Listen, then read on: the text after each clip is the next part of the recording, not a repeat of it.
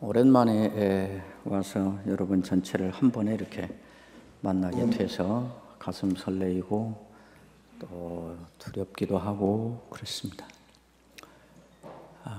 아마 추려서 여러분들을 하나님께서 이곳에 소수가 모이게 하시고 집중적인 교육을 이렇게 받게 하시고 훈련을 하게 하시는 줄로 믿습니다.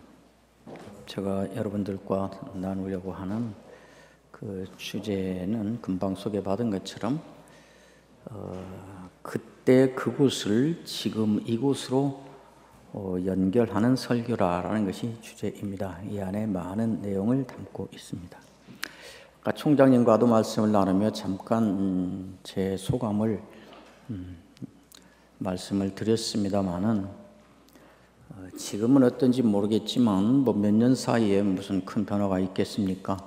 신학생들 의식에 신학생들은 설교가 매주일 해야 되는 눈앞에 닥친 일도 아니고 설교가 절실한 일도 아니어서 내일 볼 퀴즈보다도 훨씬 더 관심이 떨어지는 그런 분야여서 신학생들은 설교를 주제로 한 관심이나 설교에 대한 열성이나 이것들이 확연하게 떨어집니다. 심지어 설교 같은 것에 관심을 갖고 또 잘 해보려고 애를 쓰면 신학생 시절에는 좀 덜 고상하거나 수준이 좀 떨어져 보이거나 더 세컨드 웨이를 제대로 하기에는 붙이니까 세컨드 웨이를 찾아서 편법으로 그리 도망가처럼 보이기도 합니다.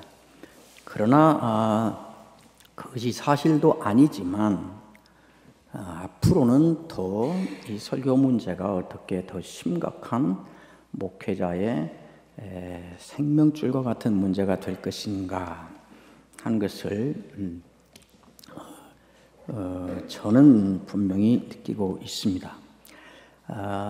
오늘은 여러분들 놓고 설교의 어떤 구체적인 주제 하나나 설교의 어떤 구체적인 실천 방법 하나를 집중으로 전수하고 설명하는 것이 무슨 의미가 있겠는가? 설교라고 하는 것이 이 시대 안에서 이 시대 안에 있는 교회 안에서 이 시대 현 사회를 계속 살다가 일주일에 1시간 잠깐 교회에 들렸다가 가서 또 그 현장을 살아야 되는 이런 사람들에게 이 시대를 어떻게 하나님의 백성으로 신자로 신앙인으로 살아야 될 건가 이 뗄 수 없는 관계를 맺고 있는 것이어서 산속에 따로 모여서 구름 위에 따로 올라가서 외딴 동네에 울타리치고 우리끼리 모여서 다른 세상을 사는 게 아니어서 설교가 앞으로 사회가 어디로 가는가 앞으로 내가 설교를 하고 목회를 해야 되는 교회는 어디를 향해서 가고 있고 어떤 상황이고 어떤 상황에서 사는 사람들을 나는 설교로 책임져야 될 것인가라는 그 관심을 가지고 거기에 초점을 맞춰서 나는 그거 잘하려고 지금 여기 왔다.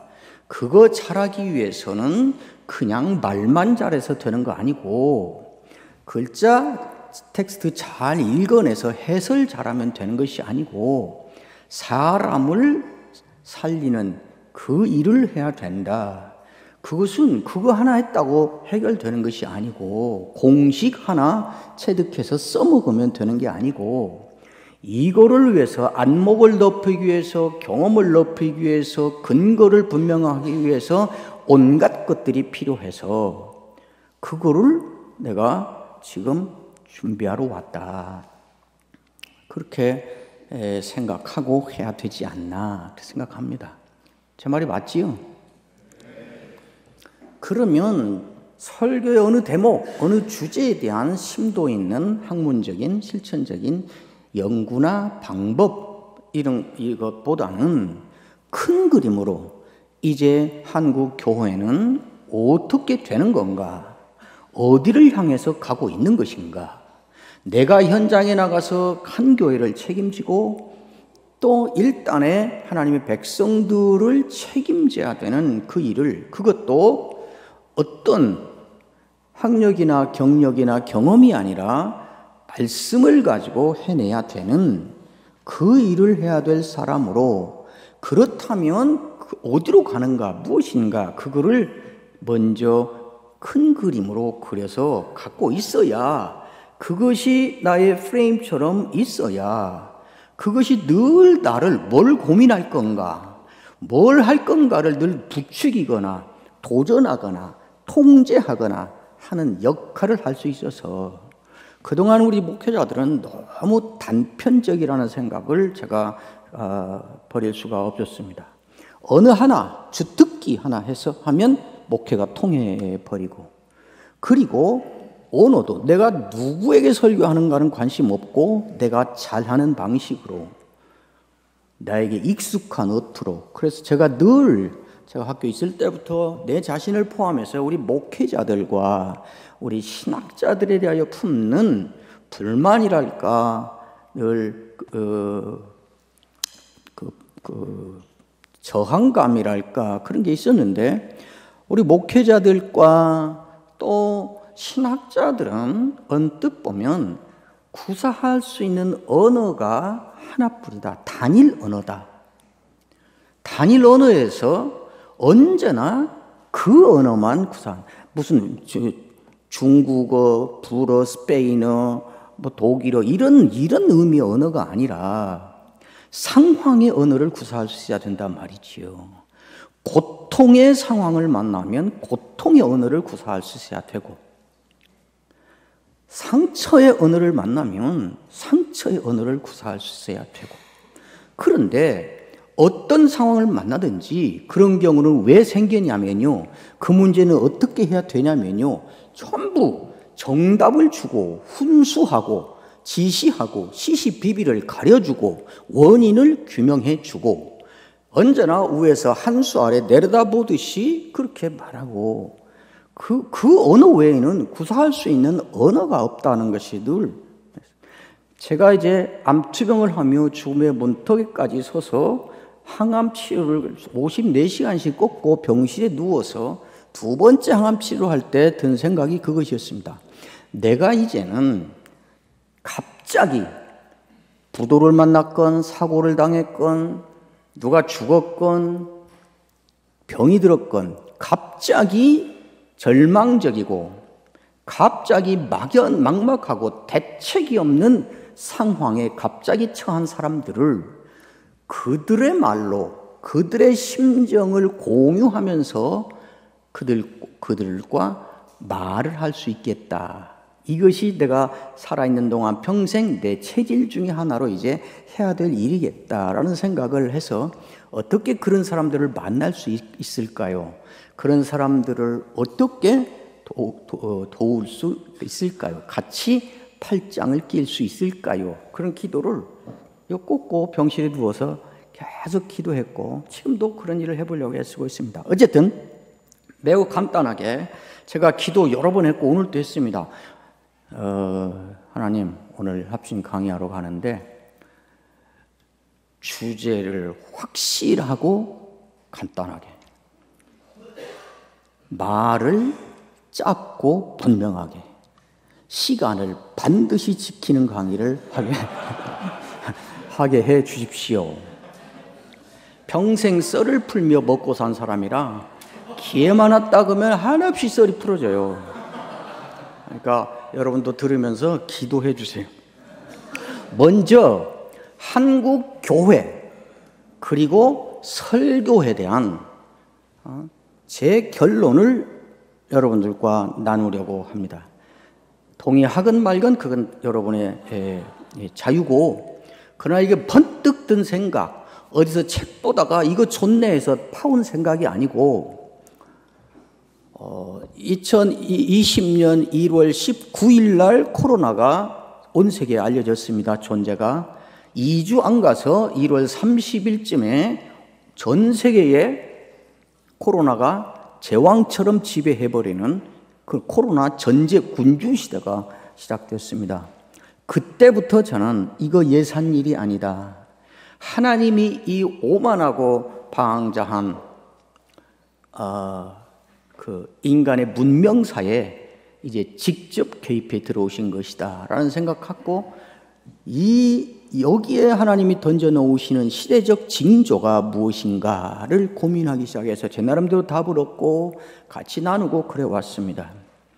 한국 교회는 지금 여러 사람들이 한국 교회는 그 뒤에 제가 써놨습니다만은 부흥기에서 90년대 초 중반 가면서 침체기로 들어가고 침체기가 지나가면서 2000년대에 들어오면서 이제 침체기가 쇠퇴기에 진입하게 되고 코로나가 3년 지배하고 지나간 이후에 그 쇠퇴에 가속도가 붙어서 쇠퇴기의 가속화기로 들어갔다.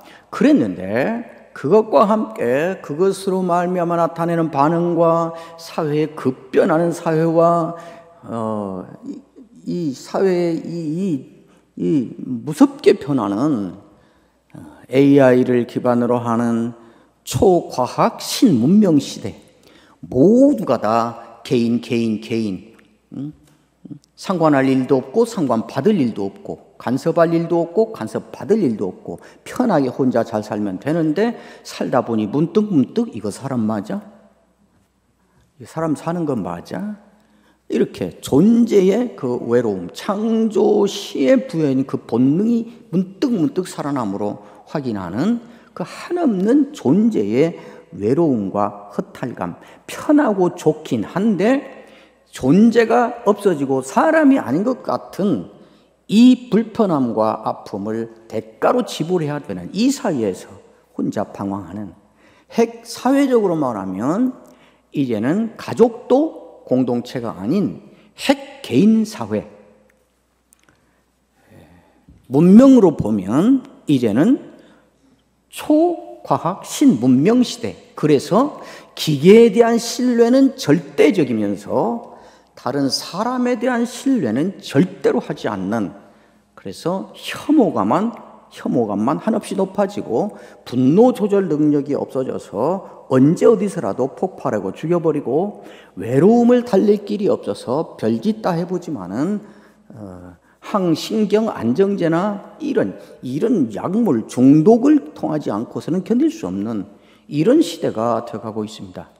우리는 이런 시대를 살고 뭔가 얻어보겠다고 찾아오는 강단 앞에 모여 앉아서 설교자의 입술이 열리기를 기대하며 앉아있는 이 사람들을 다루는 일에 지금 불림받고 있는 것입니다. 그러니까 한국교회인 서실을 넣고 또 팬데믹 지나서 좀 숨 돌릴까 했는데 정치적인 격랑이 일어나고 사회에만 양극화가 있는지 알았더니 교회는 더 지독한 양극화가 있어서 서로 저주를 강단에서 퍼붓기를 서슴지 않고 그렇게 하는 사람을 선지자라고 따르는 사람이 있는가 하면 저건 이단이라고 정죄하는 사람이 있어서 화합할 길이 없는, 하나님은 어디에도 끼어들 수가 없는 그런 상황이 되고, 교회는 이제 내부나 외부 가난한 성도가 생기는 이 정도가 아니라 모두가 대놓고 하나같이 나라를 망하고 사회를 망하는 가장 주도적인 세력이 개독교라고 대놓고 방송을 하고 말을 하는 이런 상황이 됐습니다.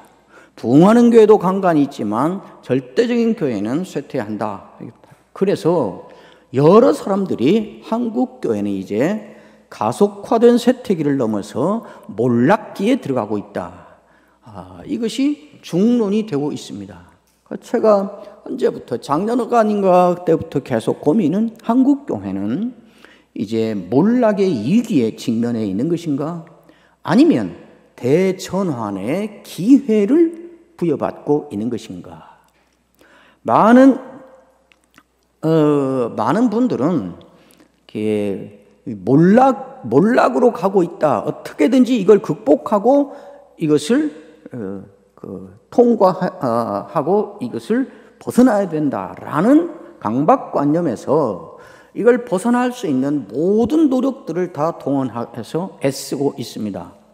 그 애쓰는 것에 대의 명분을, 가장 큰 명분, 정당화하는 명분을 again이라는 말로 요약합니다.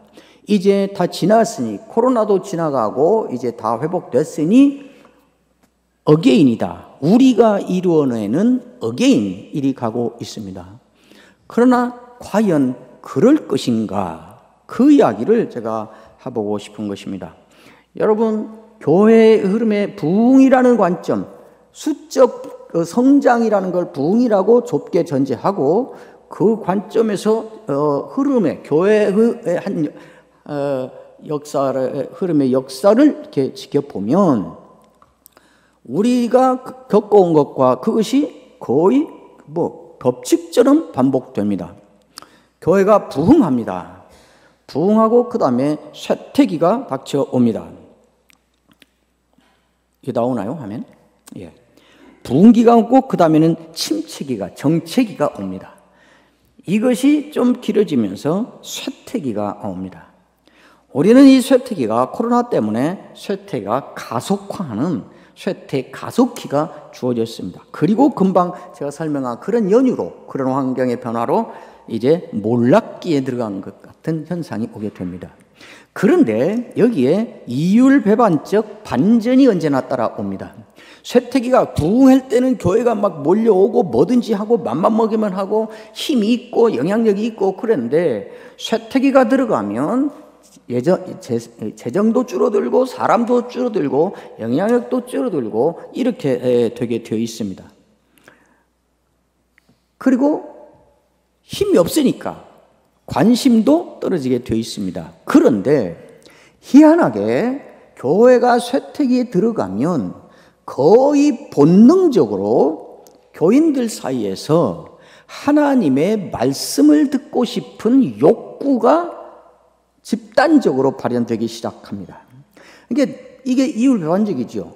교회가 힘 있고 영향력 있을 때는 왁 붙고 그러다가 교회가 힘이 없고 소멸돼 가는 것 같고 그러면 이제 별거 없어 하고 떨어져 나가야 될 텐데 오히려 이제는 말씀을 듣고 싶다는 거의 교인들이 결심하거나 무슨 자각 운동이 일어나서가 아니라 저절로 흐름이 그렇게 형성이 돼요. 그것은 십수년 전부터 우리가 확인하고 있고 제가 계속 얘기했던 것입니다. 많은 분들이 이제 주특기 목회를 해야 된다. 주특기 하나씩을 목사가 가져서 목회해야 목회가 성공할 수 있다고. 심지어 우리 학교에서 내가 충격받은 게 3학년 졸업반 학생이 자기들끼리 모여서 나는 합천에서 배운 건 그냥 과제만 하고 학점만 적당히 따게 하고 실제 내 목회는 따로 하고 있어. 이 말을 자랑스럽게 하는 미친 목사님 후보자님이 계셨어요. 그때마다 제가 그랬죠. 앞으로 한국교회 목회는 주특기 목회가 아니라 말씀 목회다. 앞으로 한국교회의 목회의 블루오션은 주특기에 있지 않고 어떻게 말씀을 제대로 풀어내고 어떻게 말씀이 저들에게 들어가서 저들이 이 말씀을 경험하게 해서 삶이 변하게 할 것인가 여기에 있다. 이걸 준비하는 사람이 다음 목회의 주역이 돼서 가게 된다 하는 말을 계속해 왔습니다. 지금 이 지경이 되니까 그것이 더 분명해졌습니다. 그때 이미 각 교회들에서 교인들이 말씀에 대하여 어떤 반응을 하는가를 보고 와서 석박사과정 할 때 목사님들이 와서 자기 교회, 자기 배영이 장로님인데 지금 개척할 때부터 해서 14년이가 됐는데 교회를 떠나야 말아야 되냐 고민하고 있다고. 그래서 왜 고민하냐고 그랬더니 우리 목사님 설교가 성경 말씀을 설교하는 설교가 아니라고. 그래서 한번 들어봤더니 그 목사님이 개척할 때부터 성경 말씀을 중심으로 잘 설교를 했는데 갑자기 변절을 해서 말씀 설교를 떠나버린 것이 아니고 이분은 개척할 때부터 지금 하는 설교를 해왔어요. 근데 장로님이 그 설교를 듣고 은혜 받고 우리 교회 와서 설교 좀 들어보라고 계속 퍼치고 전도하고 그랬는데, 이제 14년 지나면서 들어보니까 이 목사님 설교가 본문을 설교하는 설교가 아니라는 자극을 얻은 거예요. 그래서 심지어 교회를 옮겨야 되나 말아야 되나 고민하고 있다고 그 천하민 그 목사가 저한테 와서 고민하는 거 들었습니다. 이것이 교회마다 일어나고 있습니다. 이제 이런저런 제가 다 설명할 수 없으니까 결론을 이제 주로 말하려 하는데, 제 내리는 결론은 한국 교회는 이제 말씀의 시대가 열리고 있다. 이것이 제 결론입니다. 코로나 팬데믹 이후 시대의 한국 교회의 반응은 아까 말한 것처럼 우리가 이루는 다시 한번 부흥, again 많이 듣고 있을 것입니다. again. 나간 사람들을 어떻게든지 돌아오게 해야 된다. 그래서 나간 사람 돌아오는 일에 예산과 정책과 노력을 거의 쏟아붓고 있습니다. 그리고 목회자들을 계속 몰아붙입니다. 대책이 있어야 할 거 아닙니까? 몇 명이 떠나서 아직도 안 들어오고 자리가 비는데 여기에 대한 목사님 대책이 뭐예요? 그래서 목사를 아주 고문하듯이 하드타임을 줍니다. 제가 그러지요, 장로님들에게. 그건 목사가 대책을 안 내놓아서 돌아오는 게 아니라 대책이 없습니다. 어떤 대책을 내놔도 돌아오지 않습니다. 앞으로 한국교회 부흥은 역방향으로 가게 되어 있습니다. 그전에는 교회를 모르는 사람들에게 막 선전해서 호기심을 갖고 오는 부흥이었는데, 지금은 교회를 떠나서 밖에서 뱅뱅 도는 사람들이 간간히 궁금하니까, 또 죄책감도 있으니까 여기 남아있는 사람들에게 안부를 묻고, 간간히 연락되기는 사람들이 있으니까 여기하고 연락해서 어때? 그러면 남아있는 사람들을 통해서 교회가 완전히 변했어. 수는 줄었는데 말씀이 정말 은혜가 있어. 목사님 설교가 완전히 딴판이야. 남아있는 사람 너무 행복해해. 이런 소리를 듣고 다시 찾아오는 방식이지, 새로운 프로그램을 만들거나 오도록 계속 전화하거나 신방하거나 그래서 돌아오지 않는다. 그 밑에 제가 써놨지요. 집 나간 교인들 되돌려 교회한 운동으로 다시 한번 부흥? 통계로도 그건 불가능하게 돼 있어요. 10년 전에 가나안 교인이 10%였습니다. 10%. 2025년 현재 27%랍니다. 10년 후에는 가나안 교인이 40% 이상 된답니다. 10년 동안은 안 돌아오는 것이에요. 그동안에 이들이 교회 안에서 남아있는 사람들에 의해서 예산도 없어서 사업도 줄고 목사님 사례비도 제대로 못 드리고 교인도 몇 명 안 남았고 그랬는데, 그 속에서 무슨 일이 일어나고 있는가라는 소식을 역방향으로 듣고, 여기 있던 사람들이 이전의 모습과 지금의 모습의 대조적인 변화를 들은 사람들이 그걸 찾아 다시 돌아오는, 그렇게 해서 돌아오는 거지 정책적으로 캠페인에 의해서 돌아오지는 않는다 하는 것이 제 생각입니다. 앞으로 이제 그래서 저는 이제 우리가 이루는 다시 한번 부흥이 아니라, 어게인은 핵심이 그거잖아요. 우리가 더 열심히 해서 더 새로운 프로그램을 내서 더 여기에 집중해서 다시 한번 교회를 부흥시키자, 빈자리를 채우자. 그러니까 어게인의 주체는 우리인 거예요. 그러나 이 시대의 징조를 다양하게 살펴보고 또 성경의 메시지를 깊이 추적해 들어가다 보면, 이 상황에서 지금 하나님은 뭘 하려 하시는가? 하나님의 손길은 어디를 향하고 있는 것인가? 하나님은 무엇을 하자는 것인가? 이렇게 몰락의 위기에 처한 교회에 대하여 하나님은 무엇을 하자는, 어떻게 하려는 것인가? 하나님도 속수무책인 것인가? 아니면 너희들이 잘못해서 벌어진 일이니까 너희들은 심판받고 망해 자식들아, 이것은 하나님의 결론이신 것인가? 이걸 알아봐야지 않겠어요? 그러면서 저의 여러 징조를 종합해 올 때, 제가 단순히 막연히 퍼뜩 떠올라서 하는 말이 아닙니다. 제 나름대로 제가 암투병 하면서 사람도 안 만나고 가지도 않고 놀러도 안 가고 맛있는 거 먹으러 다니지도 않으니까 맨날 하는 게 뭐겠어요? 그 생각밖에 할 게 없잖아요. 막 추리소설을 써서가 아니라 하나님이 자꾸 지혜와 분별을 주시는 것 같아요. 그것이 우리 지도자들의 이 시대와 이 시대를 사는 교회들에 대한 책임이겠다. 그런 생각을 해요. 뭔가 하나님은 다시 한번 부흥이 아니라 잃어버린 것을 다시 오게 하는 그런 어게인이 아니라 이제 하나님은 리셋, 교회와 교회 역사의 판을 새로 짜려 하는 것이다. 새 판 짜기다. 이것이 결론입니다. 하나님은 무엇을 갖고 새 판을 짜겠다는 것인가? 이렇게 추적해 가보면 얻는 결론은 분명합니다. 교회에 남아있는 알곡들을 데리고 소수의 신자다워진 신자, 소수의 목사다워진 목회자, 소수의 교회다워진 교회, 이들을 데리고 하나님이 교회의 판을 새로 짜려 하신다. 하나님이 역사의 판을 새로 짜려 하신다. 앞으로 한 세월 역사는 이곳으로 간다. 교회는. 그게 결론입니다. 믿거나 말거나. 여러분 한번 생각해 보십시오. 교회에 남아있는 사람들 있습니다. 코로나 때는 교회 와서 그 기간 중에 와서 예배를 드리려면 이중의 위험을 걸머져야만 했습니다.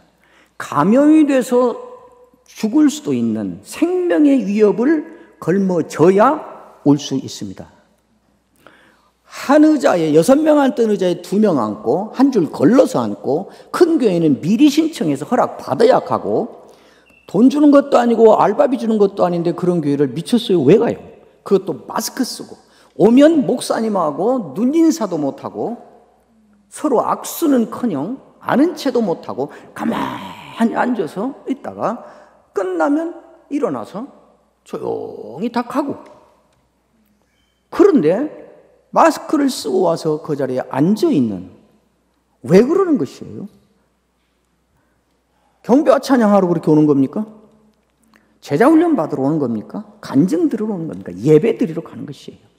한국에 이게 신학적으로 옳은지 그른지 맞는지 틀리는지를 모르지만 현상학적으로 한국 교회 교인들의 거의 전부는 예배 드리러 간다 할 때 그 구체적인 개념 내용이 뭔가 설교 들으러 간다 이것입니다.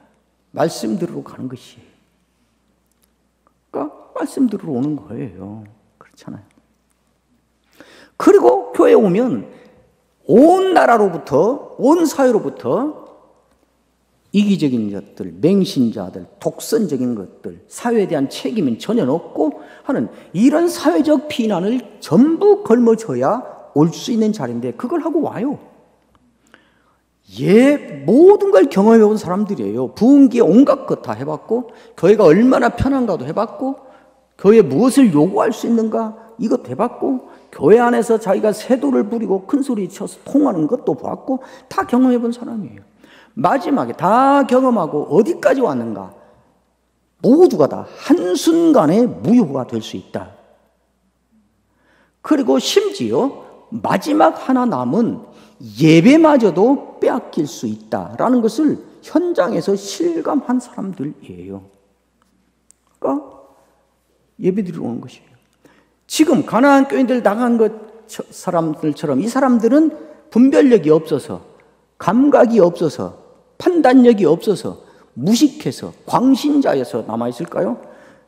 나간 사람들이 느끼는 교회에 대한 분노, 교회의 부정과 비리에 대한 분노, 더 이상 들을 수 없는 설교에 대한 불만, 그래서 더 이상 이 교회에 참을 수 없어서 뛰쳐나간 그 사람들이 느끼는 것, 그 사람들이 경험하는 것, 그 사람들이 생각하는 것을 지금 남아있는 교인들은 바보 전치라, 생각이 없는 사람들이라, 감각이 없는 사람들이라 못 느껴서 남아있는 것일까요?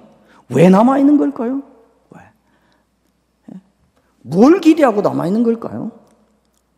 저는 이제 그 고민 끝에 제가 내린 답은 어쩌면 지금 남아있는 교인들 가운데에 상당수가 알곡일 가능성이 많다 생각을 한 것입니다.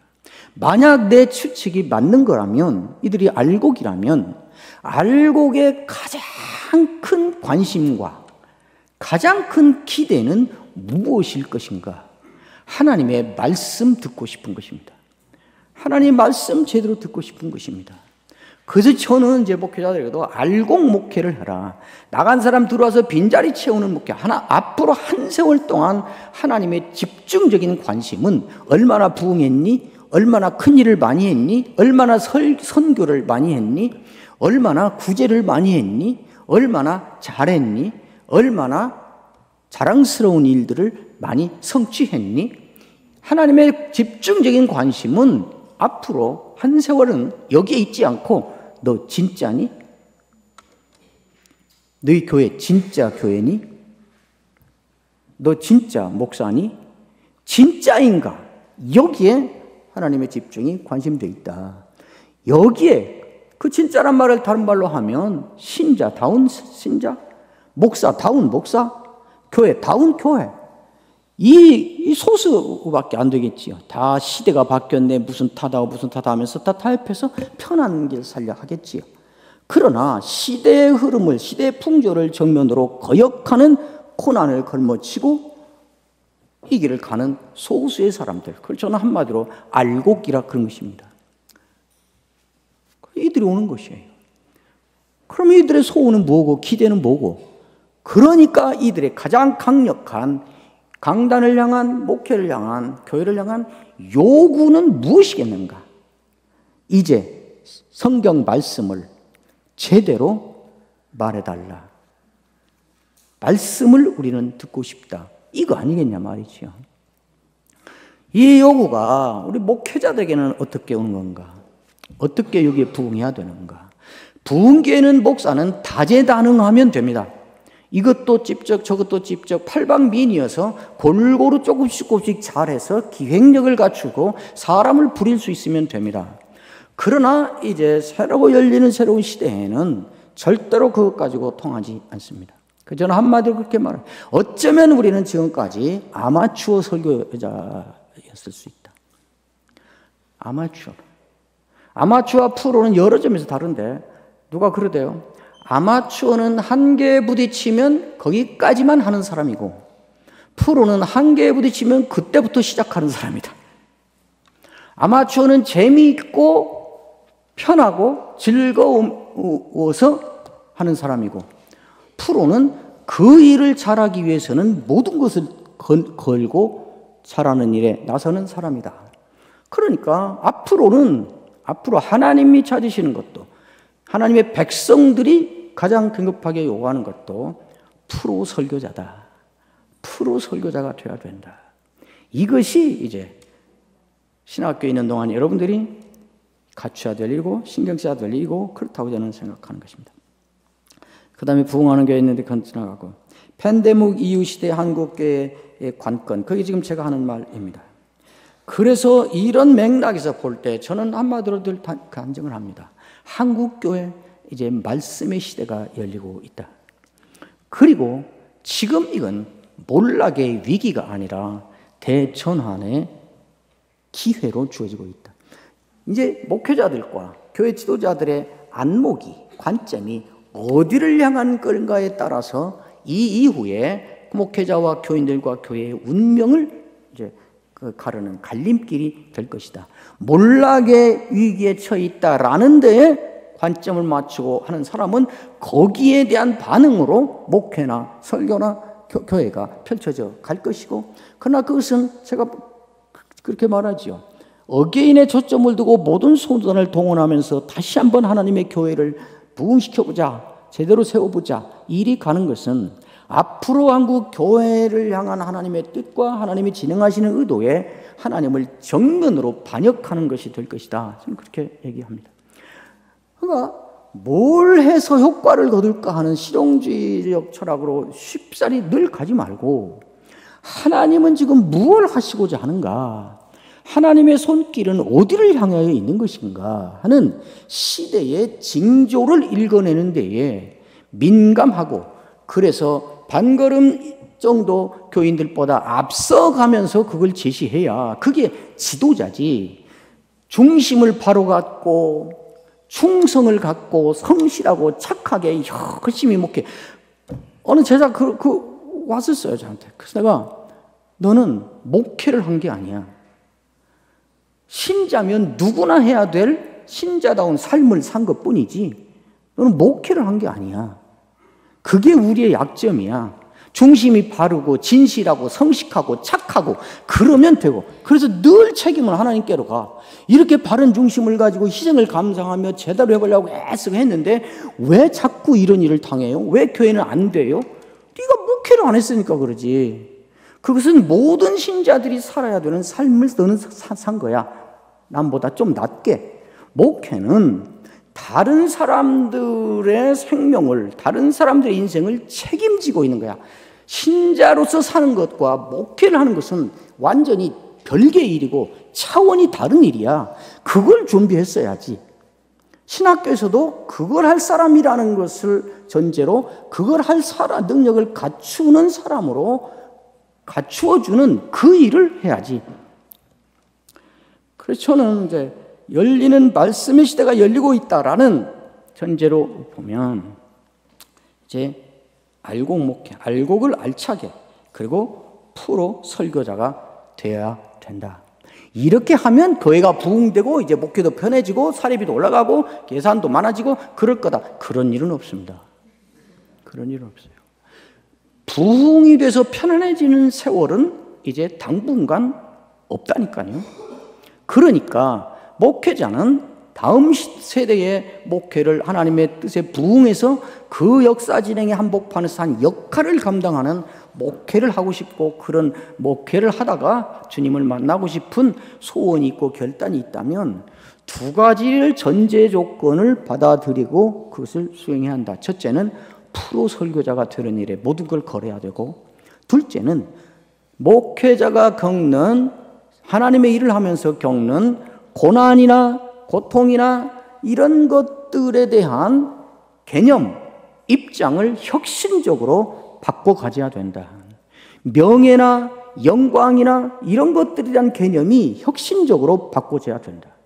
목회를 열심히 잘해서 교회가 커지고 교회가 편안해지고 대우를 잘 받고 내 말에 영향력이 세지고, 그래서 소위 성공적인 결과를 얻었을 때 드디어 목회한 보람을 얻고 그것이 내 영광이 되고 명예가 되는 것이 아니고, 아무리 죽자 사자 밥도 못 먹고 사례도 못 받으면서 죽으라고 말씀해서 하는데도 교회는 맹탕 그 모양이고 늘 나는 가난하고 늘 소외감 느끼고, 그래서 언제나 이건 면하나 왜 이러나 했던 것이 이제 이런데도 나는 이 길이 옳으니까, 이것이 하나님의 뜻이니까, 이것이 하나님의 일이니까 이대로 가다가 가는 길목 어디에서 죽어 주님을 만나도 나는 이 길 가는 이것이 내 명예다.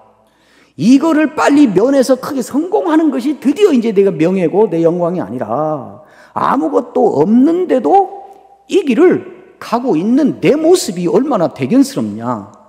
아무것도 없는데 이것이 옳기 때문에, 하나님의 뜻이기 때문에 이 길을 지키며 비틀거리며 때로는 의심하고 방황하기도 하지만 여전히 일어나서 비틀거리며 한 걸음 내디뎌 보려고 하고, 이런 모습이 얼마나 아름다우냐. 내가 이렇게 변했구나. 내가 참 대단한 사람이다. 나 이 길 가다가 어느 길목에서 얼굴과 얼굴로 우리 주님을 뵙는다면 그것이 내가 이 땅에 와서 목회자로 산, 내가 신자로 산 나의 가장 큰 영광이다. 그것이 나의 명예다라는 이런 개념을 핵심적으로 바꾸지 않고 부흥기에 가졌던 성공 목회를 최대로 알고 영광으로 알고 명예로 알아서 그것 빗대어서 행세하려고 하고, 그러면 다음 세대는 안 맞는다, 그 말입니다. 그러니까 핵심은 한마디입니다. 앞으로 몰락의 위기에 처한 현상을 보지 말고 드디어 기회가 주어지고 있다. 여러분, 제가 요한계시록 1장에서 5장을 너무 좋아하고 우리 캠프 때도 했고 그제도 제가 어디 가서 강의했고 했는데 몰락의 위기에 처한 교회에게 주님이 주시는 말씀이 1장에서 5장까지의 핵심 주제입니다. 그것을 다양한 국면을 가지고 한 메시지를 계속 하고 있을 뿐입니다. 저는 우리에게 주는 메시지라고 생각합니다.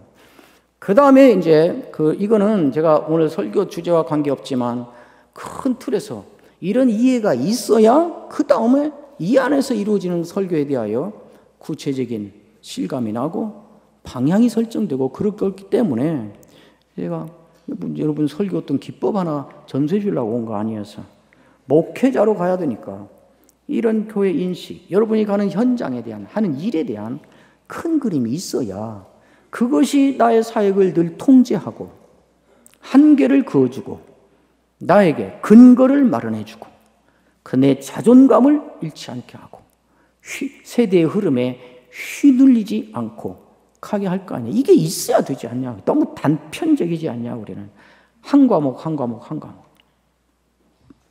그 다음에 이제 오늘 제가 여러분과 다루고자 한 것이 그때 그곳을 지금 이곳으로 연결하는 설교의 핵심 중에 하나를 제가 이렇게 표어처럼 내걸고 늘 말합니다. 이 내용에 많은 것이 담겨 있지요. 길게 이제 써놨으니까 제가 시간이 없을 줄 알고 여러분이 다 즐겨 들을런지도 모르고 그래서 관심 있는 사람 읽어보라고 다 써놨어요. 그러니까 보시는데 우선 성경의 목적과 대상이 뭔가 이걸 분명히 알아야 하지 않겠습니까? 성경은 그 본질이 하나님께서 그때의 그곳에 사는 그 사람들에게 하신 하나님의 설교입니다. 그렇죠? 그게 성경이에요. 근데 하나님이 그때 그곳에 있는 그 사람들에게 설교하신 그 목적이 뭔가? 예? 목적이. 대상은 그때 그곳에 있는 그 사람들이에요. 근데 그 사람들에게 그 설교하신 목적이 뭔가? 그들에게 정보를 제공하고 데이터를 제공하고 지식을 제공해서 그걸 알고 있게 하려고 하는 것이 아니고 하나님이 그들의 삶 속으로 삶의 현장으로 개입해 들여오려고 하신 것이에요. 그게 목적이에요. 그래서 어떻게 하자고? 이제는 오늘날 우리가 그냥 하는 말로 하자면 너의 세상에서 나의 세상으로 들어오라고. 너의 스토리에서 내 스토리로 들어오라고. 신학에 있는 우리 설교학의 용어로 하자면 그들의 삶을 변화시키려고. 그래서 반응을 하게 하고 하나님을 더 잘 알게 하고 하나님을 아는 사람들답게 삶이, 행동이, 말이, 처신이 변하게 하려고 그렇게 해서 온 것이에요. 그게 목적이에요. 그러니까 이런 일이 있었단다 역사적 자료를 제공해서 그것을 알고 있게 하려고 한 거 아니에요. 그들의 삶을 직접적으로 간섭해 들어와서 그것을 조정하고 융합하고 작동하게 하려고 하신 것이에요. 그게 성경이고 그거를 기록해서 우리에게까지 우리 손에까지 들려지게 한 것이 우리가 갖고 있는 성경 아니겠습니까? 그런데 그 목적은 이중적이에요. 이중적. 하나님의 목적은 지금 그곳에 그때 그곳에 거기에 있는 그 사람들을 직접 대상으로 하고 있지만 하나님의 목적은 이중적이에요. 이것이 여기 있는 이 사람들이 아니라 하나님과의 언약 관계 안에 들어와서 신분상 이들과 같은 신분을 갖고 계속 하나님과 그 관계 아래서 살아가는 주님이 재림하실 때까지 오고 오는 하나님의 언약 백성이라 일컬어지는 하나님의 자녀라 일컬어지는 하나님의 택함을 받은 족속이라 일컬어지는 뭐라 하든지 이들 전체를 향한 이중적 목적을 갖고 있는 것이에요. 이중적 목적. 여기서 이제 상황성, 초상황성 뭐 다양하게 나올 수 있습니다만 어쨌든 그렇다 이 말이지요. 똑같아요. 하나님이 아담과 하와를 창조하셨을 때 그들을 상대로 말씀하세요. 직접 대상은 이 사람이에요. 그러나 하나님이 이 두 사람을 놓고 막 약속을 하시고 명령을 하시고 말씀하실 때 눈에 보이는 현장의 로컬 대상은 이 두 사람이지만 이 두 사람과 이 말을 하는 하나님의 목적, 대상은 또 이중적이에요. 이들로 말미암아 만들어지는 땅을 정복하고 땅에 충만해지는 모든 그 인간들을 염두에 두고 하시는 말씀이에요. 모세에게 하나님께서 약속을 하실 때, 명령하실 때 대상은 모세 한 사람이에요. 그러나 하나님은 모세가 이끄는 백성을 상대로 직접 대상으로 말하고 있지만 그때 그곳에 있는 그 사람들이에요, 이게. 그러나 이 말할 때 하나님의 대상은 이중적이에요, 역시. 뭐냐? 모세가 들어가지 못하는 가나안 땅, 그러나 그곳에도 계속 연속되는 이들의 역사, 이어지는 역사, 그 역사를 살아내는 그들을 향해서 동시에 하고 있는 것이에요. 아브라함에게 약속하실 때 대상은 아브라함 한 사람이에요. 그러나 아브라함하고 이야기할 때 하나님이 대상으로 삼고 있는 건 이중적이에요. 이 사람으로 말미암아 이루어질 하늘의 별과 같고 바다의 모래같이 많아질 이 모든 이로 말미암아 이루어진 이 족속을 하나님은 염두에 두고 그들을 동시에 향하면서 하시는 말씀이라 그 말이죠. 그러니까 구약의 아주 독특한 말이 무엇입니까? 부모들은, 아버지들은 특별한 역할을 감당하게 되어 있는데 그게 뭔가? 아버지들은 단순히 혈연 공동체의 대장이 아니에요. 이 아버지들은 구약에서는 언약을 전수하는 언약의 전수자들이에요. 그러니까 여호와 신앙의 전수자들이에요. 그러니까 이들에게 언제나 무슨 명령이 독특하게 주어지는가? 네 자녀에게, 자녀의 자녀에게. 이게 거의 고유명사예요, 구약에서. From the generation to the generation.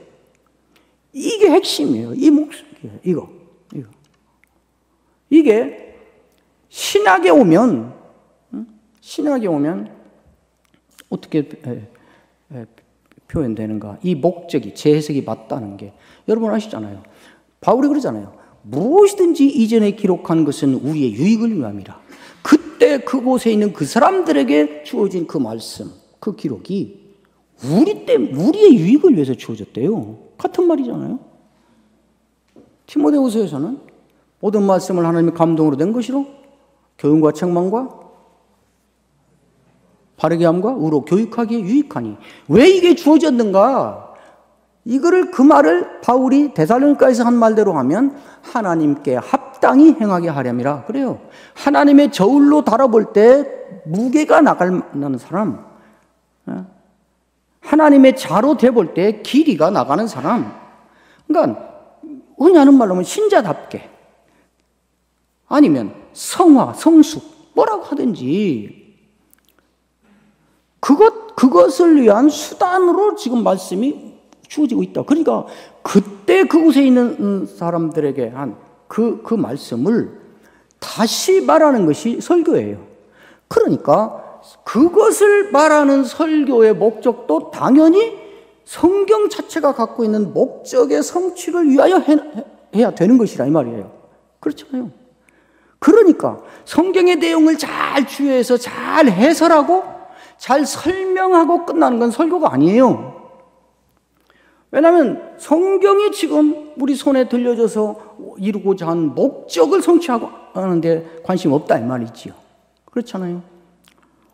그 얘기를 지금 제가 하고 있습니다. 그를 한마디로 말하면 우리의 유익됨, 우리다 뭐 수단이다, 여호와 신앙을 지킨다. 이걸 한마디로 말하면 설교의 궁극적인 목적이 뭔가? 그것은 그 청중의 변화다. 지난 여름에 우리 설교조서 캠프 때 제가 제목을 일부러 길게 그렇게 했는데, 소통을 넘어 변화로 이끄는 설교. 설교가 커뮤니케이션인 건 맞는데 거기에 집중한 나머지 말이 잘 통하고 소통이 잘 되는 것이면 무엇이든지 동원해서 그것이 유행하는 시절이 얼마 전까지 있었습니다. 별별 설교가 다 동원됐지, 방식이. 그러나 설교의 궁극적인 목적은 소통이 아니에요. 왜 소통을 해요? 청중을 변화시키는 설교를 하게 하려고 그런 것이에요. 여러분, 구원이 우리의 목적입니까? 구원이 매우 중요해요. 소통이 안 되면 변화를 일으킬 수가 없어서 중요해요. 그러나 그게 목적은 아니에요. 구원이 매우 중요해요. 그러나 구원이 우리의 목적은 아니에요. 늘 외우잖아요. 사람이 제일 되는 목적이 뭐냐? 하나님을 영광스럽게 하고 영원토록 그를 즐거워하는 것이에요. 누가 그걸 할 수 있냐? 구원받은 사람만 할 수 있어요. 구원이 중요해요. 구원 안 받으면 못해요. 하나님을 알 수도 없어요. 구원 안 받으면. 하나님을 위해서 살아야겠다는 마음 자체가 안 생겨요. 구원 안 받으면. 그러나 구원받는 것이 궁극적인 목적은 아니에요. 그것의 목적을 삼고 거기서 종점을 찍어버리니까 이단이 생긴 거예요. 구원파 핵심 거리가 그거 아닌가요? 구원받아서 다 해결됐으니까 취소될 일 없으니까 이제는 마음대로 살아도 돼. 그렇게 가버리는 거 아니에요? 구원을 해줘서 하나님의 자녀를 부르는 목적이 있다고요. 마찬가지입니다. 설교의 본질이 무엇인가? 하나님의 이야기를 다시 말하는 것이다. 리텔링이라. 리텔링이라고 설교를 확실히 이해할 때 반드시 수반되는 그 함축된 전제가 있습니다. 리텔링이니까 어떻게, 무슨 말이에요? 말해야 될 것이 주어져 있다, 그 말이에요. 열심히 기도해서 직통 계시를 받아서 그때그때 주어지는 말씀을 설교한다. 그 순간 그건 설교 아니에요. 설교는 설교라는 말 자체가 갖고 있는 바꿀 수 없는 전제. 이 전제를 어기면 그 자체로 정의상 설교가 아니에요. 설교는 리텔링이에요. 하나님의 이야기를, 하나님의 말씀을 다시 말하는 것이에요. 성경은 하나님의 이야기예요. 성경만, 이 신적 권위가 있는 하나님 말씀 그렇게 폄하해서 말했습니까? 아니, 그거 아니에요. 하나님의 이야기잖아요. 이 내용이 뭔가를 보면 온통 하나님에 관한 이야기네, 그게요. 이것으로서 밝혀지는 게 뭐냐를 놓고 보면 성경은 하나님의 자기 계시예요. 그런데 그것이 실제로 역사에서 어떻게 일어나느냐, 뭐가 일어나냐라는 그 역사적 사건을 중심으로 이걸 보면 그건 구속사예요. 그러니까 성경은 하나님의 구속의 역사다. 성경은 하나님의 점진적인 자기의 계시의 내용이다. 성경은 하나님의 이야기다. 어떻게 역사를 진행할 것인가? 무엇을 하셨는가? 어떻게 하실 것인가? 어떤 때 좋아하시는가? 어떤 때 용서하시는가? 사람을 어떻게 책임지시는가? 이런 온갖 하나님의 이야기다. 이게 다 실체는 하나인데 그것에 대한 다른 관점에서 설명하는 것뿐이에요. 그렇잖아요. 그것을 다시 말하는 것이 설교인 것이에요. 그러니까 그거를 말하지 않으면 설교가 아닌 것이에요. 그게 리텔링이에요. 다시. 그래서 그대로 본문 절대 의존성. 둘째는 다시 말한다는 말이 repeat가 아니에요. 성경 말씀만 말해야 돼. 성경이 없는 말을 하면 안 돼. 그 말은 그러면 30분 설교하면서 본문이 빌보서 2장 5절에서 8절입니다. 그러면 계속 30분 동안 너희 안에 이 마음 품으라고 그리스도 예수의 마음이 하나님 근본 하나님의 본체시나 하나님과 동등님 취할 것을 여기지 아니하고 자기를 비워 종의 형상과 사람의 모양으로 됐으니 죽기까지, 이걸 30분 동안 계속 읽어주자는 말이에요. 그 외에 다른 말을 하면 본문 설교를 안 한 것이 되는 거예요. 이 리는 리피트, 그 말만 계속 반복한다는 말이 아니라 해석을 해서 그 말의 의미가 뭔지를 제대로 드러내줘야 된다. 해석이 전제. 그러니까 반드시 본문 해석이 필연적이다, 설교는. 이게 중요한 거죠. 셋째는 뭔가 리텔링이니까 이건 독백이 아니다. 텔링이란 말은 무슨 말이에요? 말할 대상이 전제되어 있어서 그 대상과 하는 말을 텔링이라 그러잖아요. 그러니까 소통이 돼야 된다고요. 청중이 알아듣게 해야 된다는 것이에요. 독백처럼 자기만 아는 말, 어려운 말, 이해할 수 없는 말. 교인들은 어려워서 무슨 말인지 모르겠고 설교가 너무 어렵다는데 제 설교는 성경신학적 설교고 본문 주의적 설교고 성경적 설교라 수준이 좀 높아서 그래요. 이런 설교를 들으려면 교인들도 어느 정도 듣는 수준을 갖춰야 돼요. 그런 말 몇 번 들었어요. 내가 그냥 쌍욕을 했어요. 이 막 하고.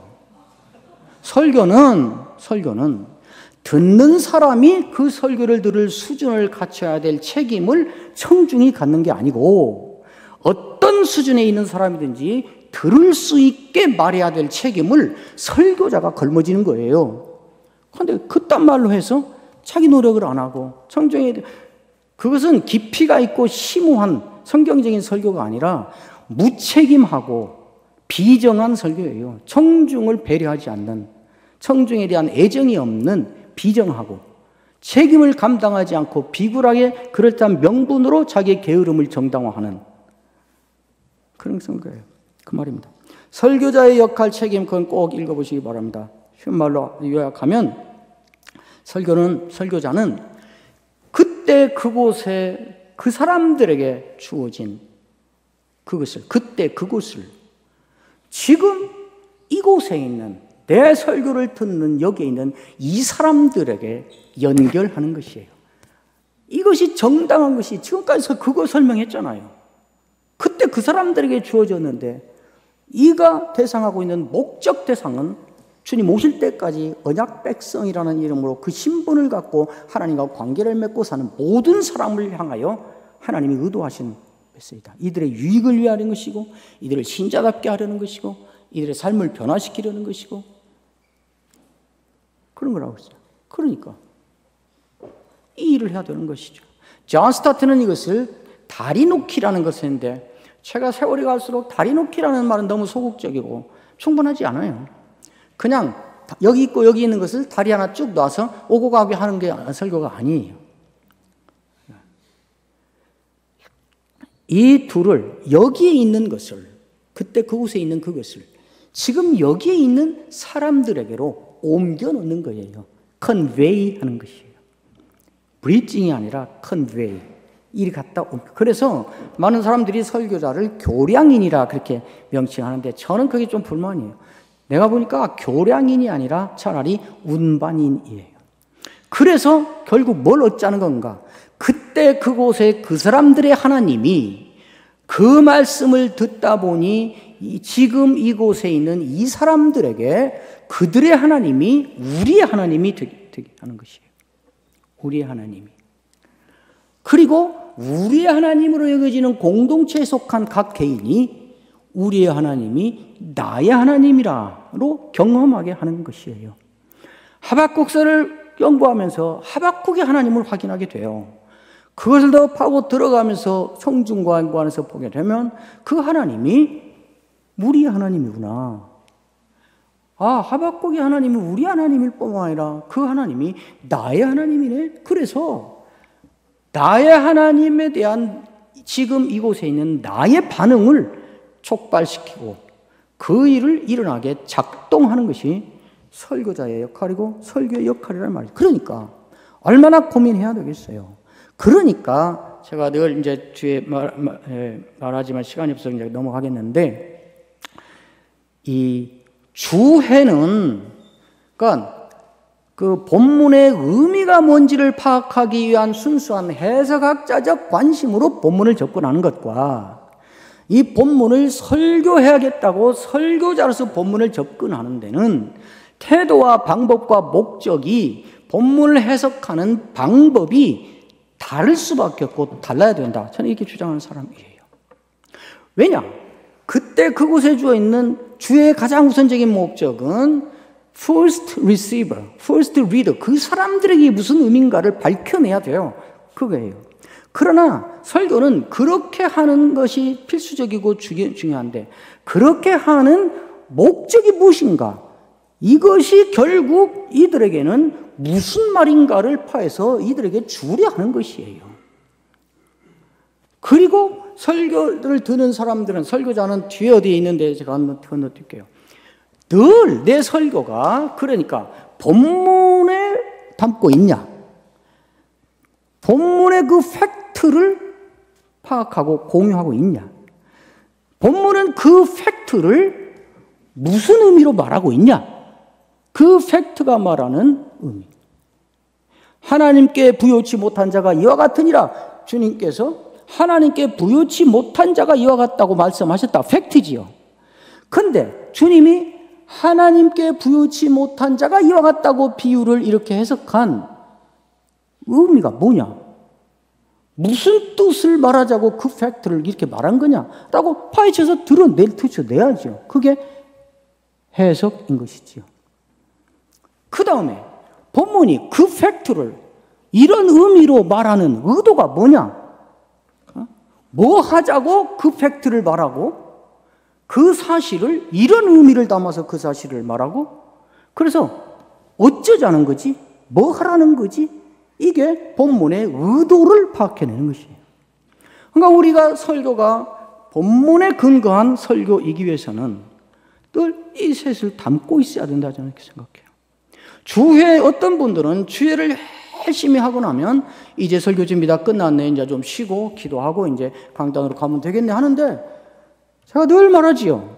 주회는 필수적이고 중요한 과정이에요. 그러나 주회는 설교 준비의 종착점이 아니고 설교 준비의 시발점이에요. 그거를 근거로 다음에 강단을 향해 나가는 과정에 해야 될 설교자의 일들이 있다 그 말이죠.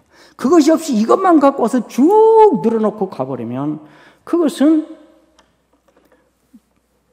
영문과 강의실에서 로미오와 줄리엣을, 괴테의 파우스트를, 황순원의 소나기를 국문과에서 교수가 해설하고 가르치고 그러네요 하고 아 이거였구나 하라고 하는 거하고 강단에서 마가복음을 해석하는 거하고 뭐가 다르냐고.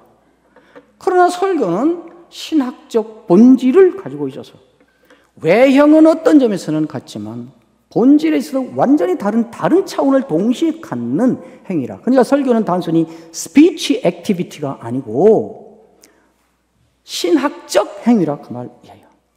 그러니까 설교자는 본문을 읽는 방식이 주석 몇 개 넣고 참고해서 핵심 좀 갖다 엮어서 만들고 그런 식이 아니고 계속 고민을 하고 훈투를 하고 해야죠. 그래서 저는 설교자는 본문을 세 가지 방식으로 읽어야 돼요. 첫째는 가장 기본적이고 기초적이고 필수적인 거예요. 텍스트로 읽어야 돼요. 텍스트로. 이게 문학적 읽기입니다. 텍스트, 문법, 역사, 텍스트예요. 이게 텍스트. 뭐 어떤 사람은 이건 영적인 말씀을 주는 영적 차원의 말씀이야. 그래서 밑도 끝도 없이 그냥 휙휙 가서 벨소리 다 하는데 그건 아니에요. 텍스트로 주어졌어요. 이미. 그러니까 텍스트는 해석을 해야 돼요. 텍스트로 읽기, 이 문학적 읽기예요.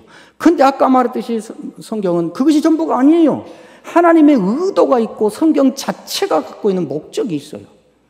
이게 역사를 관통하며 내려오는 성경의 목적이 있고 의도가 있다고.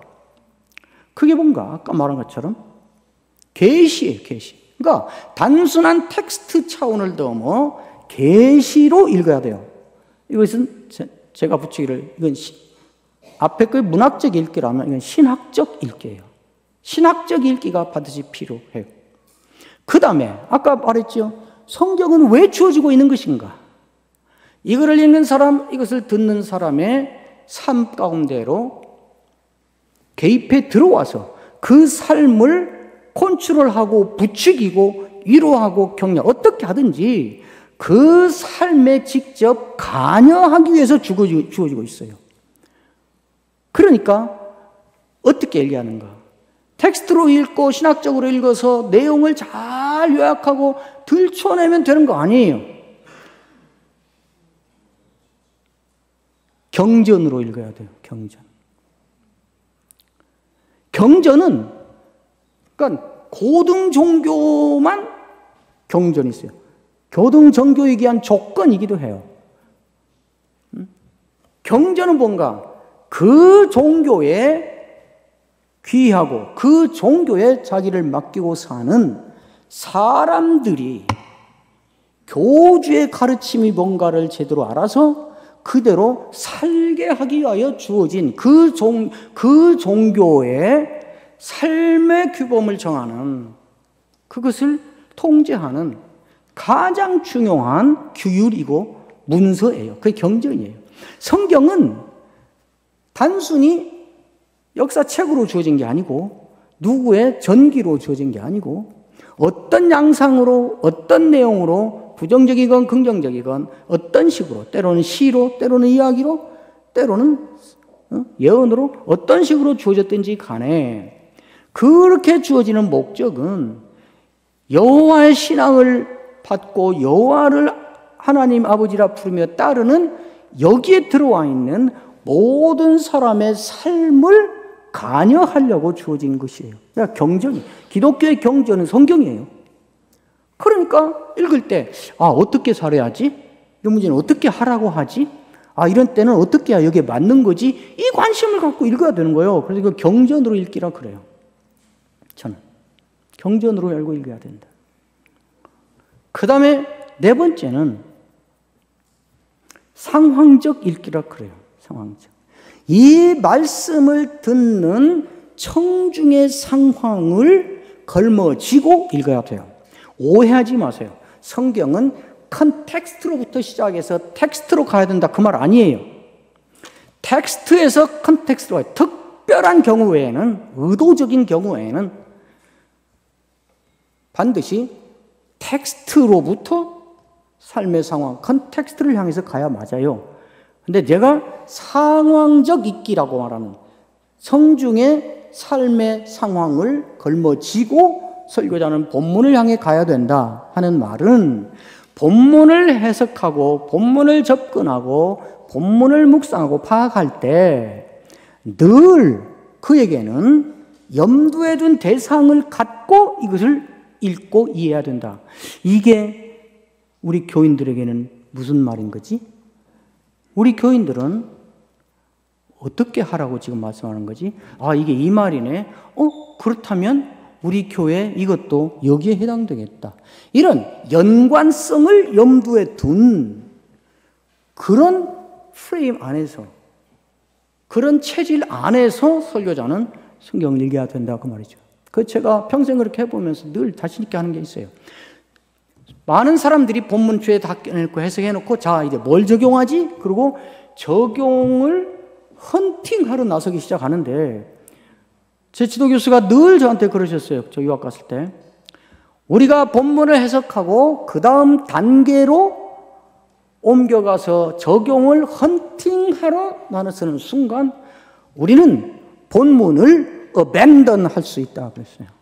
우리는 본문을 유기해 버릴 수가 있다 그랬어요. 근데 저도 고민을 갖고 해서 해보니까 제가 늘 그래요. 우리 제자들한테도, 목회자들에게. 본문을 제대로 잘 들추어내고 보면 많은 경우에 본문 자체가 적용을 끌고 들어온다. 이게 그 말이라고? 이게 이런 때는 이렇게 해야 된다는 그 말씀이었다고? 그러면 상황은 다르지만 오늘날 이것도 이 얘기네? 이렇게 가게 되어 있습니다. 청중은 이 설교를 어떤 목적으로 듣는가? 마지막 그 읽기, 제가 말한 상황적 읽기, 그것을 충족시키기 위한 것이 청중이 우리의 설교를 듣는 가장 중요한 목적입니다. 본인이 의식하건 못하건. 그래서 제가 설교자는 그 설교에 언제나 청중의 마지막 질문에 내 설교가 답을 담고 있는가를 점검해야 된다, 이렇게 말하지요. 청중은 늘 자기가 의식하건 의식하지 않건 설교자를 향하여, 그가 하는 설교를 향하여 마지막 던지는 질문이 있습니다. 그게 뭔가? So what? 그래서 어쩌라고? Yes, but how? 맞아요. 나도 그 말 인정해요. But, 그런데 how? 어떻게 하면 된다고요? 이걸 하려면 여러 가지 이제 관심과 동원돼야 됩니다. 본문을 구체적인 적용이 있는 해석으로부터 시작해서 그 해석으로 나온 설교 정한 주제를 선포할 뿐만 아니라 메시지를 선포할 뿐만 아니라 그것이 어떻게 구체적인 상황에 잇대어지는가는 상황적 적용이라고 저는 늘 그러는데 그렇게 그러니까 청중이 설교를 듣는 것은 다윗 때 무슨 일이 있었나 좀 알아봐야겠다. 사울이 다윗을 왜 이렇게 미워해서 결국 어떻게 됐지? 그것 좀 오늘은 좀 확인을 해보고 알아보고 가야겠다. 이러지 않아요. 그것이 다윗이 됐건 아담이 됐건 우리아가 됐건 뭐 사무엘이 됐건 하박국이 됐건 누가 됐건 그래서 나하고 무슨 상관이라고? 그래서 나는 어떻게 하라고? 그래서 어떻게 하면 이것이 적중할 때 여러분들이 받는 반응이 그 교인들이 목사님이 제 속을 다 들여보고 있는 것 같아요. 목사님 오늘 그 설교로 오래 고민해왔던 문제가 해결됐어요. 언제 그런 반응이 나올까요? 본문을 잘 심오하게 깊이가 있게 논리적으로 세련되게 잘 설명할 때 그러던가요? 그렇게 하면 청중의 반응은 늘 정해져 있어요. 우리 목사님은 깊이가 있어. 우리 목사님은 정말 빈틈이 없이 너무 세련돼 있어. 너무 좋아. 그래요. 그게 전부예요. 그러나 절대로 변하진 않아요. 그런 설교를 계속 듣다 보면 기독교적 언어 구사력과 기독교적 언변을 점점 넓혀가고 쌓아가는 교양 있는 교인을 만들어요. 삶이 성숙해가는 신자는 절대로 만들 수가 없어요. 우리의 설교에 무엇을 고민해야 될 건지 그걸 얘기하려고 그랬고 그 다음에 여러분들 강의 한 보시면 있는 것들은 쭉 읽어보세요. 제가 자신 있게 써놨고 많은 얘기를 제가 앞에 당겨서 하기도 했고 그 다음에 이제 세 번째가 설교자가 반드시 답해야 될 5대 질문했는데 이거를 강조하는 이유가 있습니다. 설교자는 이 질문을 해야 된다 그게 아니라 5가지 질문이에요. 첫째, 설교를 왜 하는가? 목적이죠. 당신이 설교하는 목적이 무엇인가? 그런 한마디로 하면 청중의 변화입니다. 청중을 신자답게 하려고, 청중을 신자로 사는 것이 행복하게 하려고, 청중이 하나님을 만나게 하려고. 시편 23편을 왜 그렇게 멋있게 몇백 페이지 책을 한 권 쓰면서 그렇게 잘 설명합니까? 시편 23편을 설교하는 목적이 무엇입니까? 시편 23편을 이해하기 쉽게 잘 설명해서 잘 이해시키려는 시편 23편을 이해시키려는 것입니까? 시편 23편에 여호와를 만나게 하려는 것이 23편을 설교하는 목적입니까? 왜 그걸 설교하냐고요.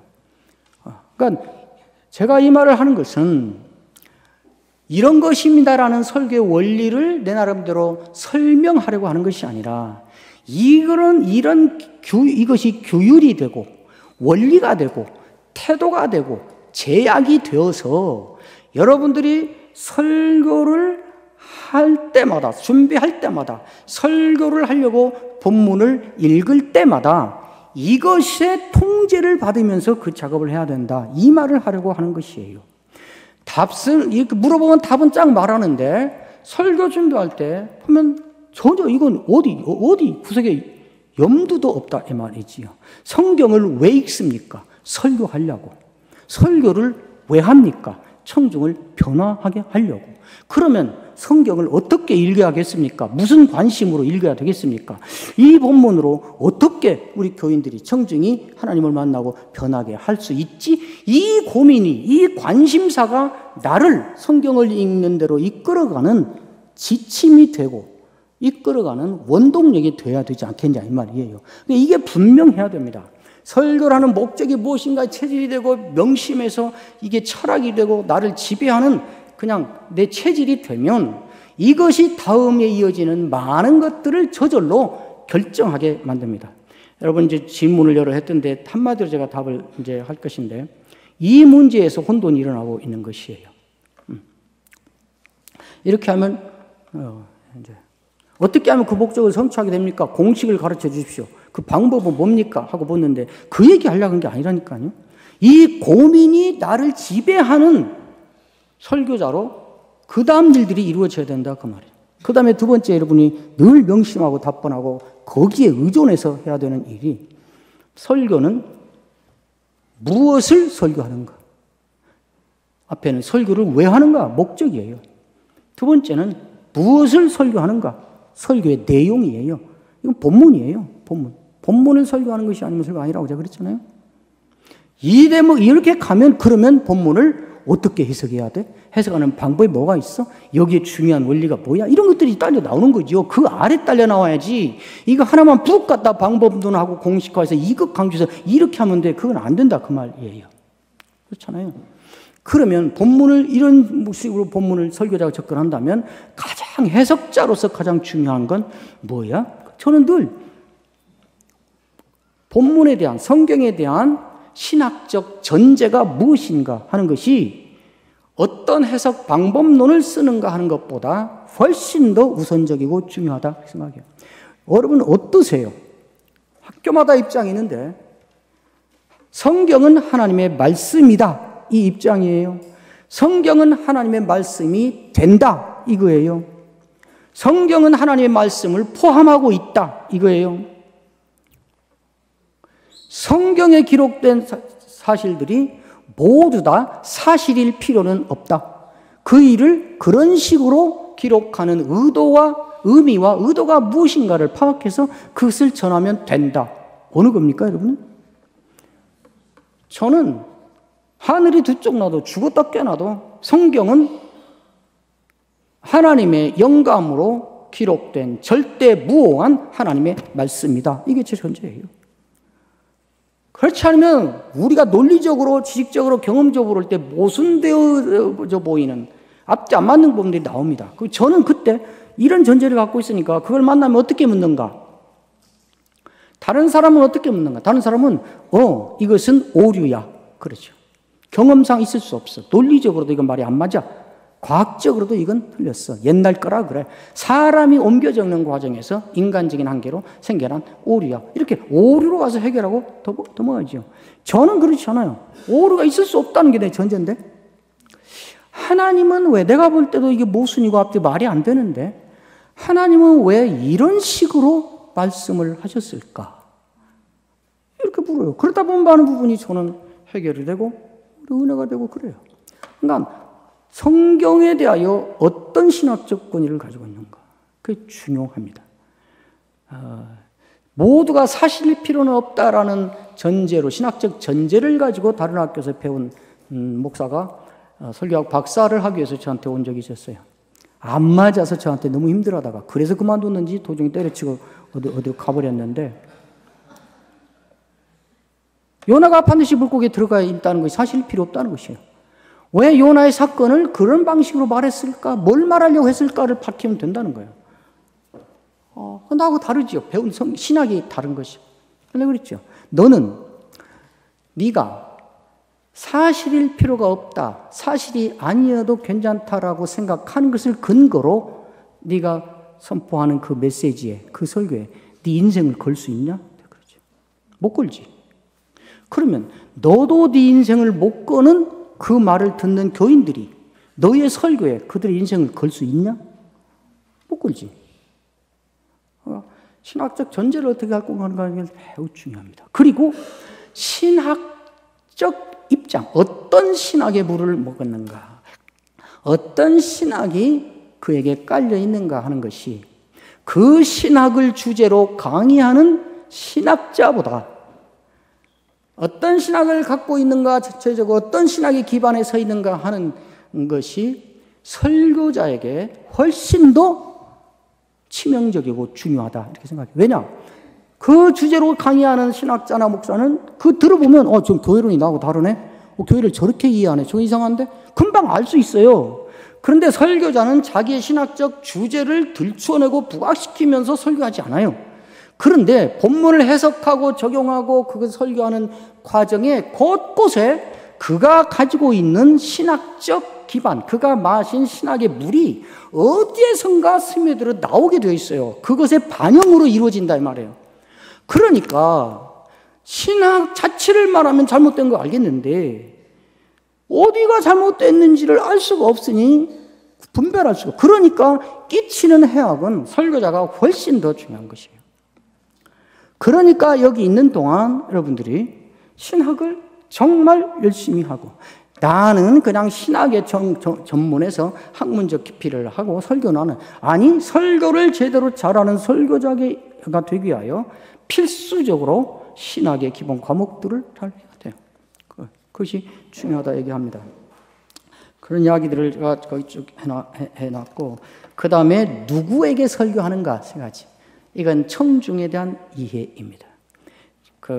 누구를 위해 설교하는, 청중을 향하는 설교해야 돼요. 설교자가 자기 만족에 빠지거나 자기 도취에 빠져서 자기가 은혜 받은 말을 혼자 징징 울면서 해봤자 남들은 왜 울어? 왜 울어? 그래. 자기는 은혜가 돼서 정말 축약된 그 단어 하나만 생각해도 감동이 되는 신학적 용어, 추상적인 사변적 용어 하나 만들어서 이 단어만 들어도 나는 은혜가 돼. 너무 잘 아니까. 근데 절대 다수의 교인들은 그 방언이에요. 외국어예요. 외국어라고. 여러분, 우리는 구속사적 이 말이, 우리는 그냥 상식 저 밑에 있는 보편 일반 용어예요. 그런데 합신, 총신, 고신 이 테두리만 벗어나가도 많은 목사들에게 이 용어가 이방인의 언어처럼 들린다는 거 아세요?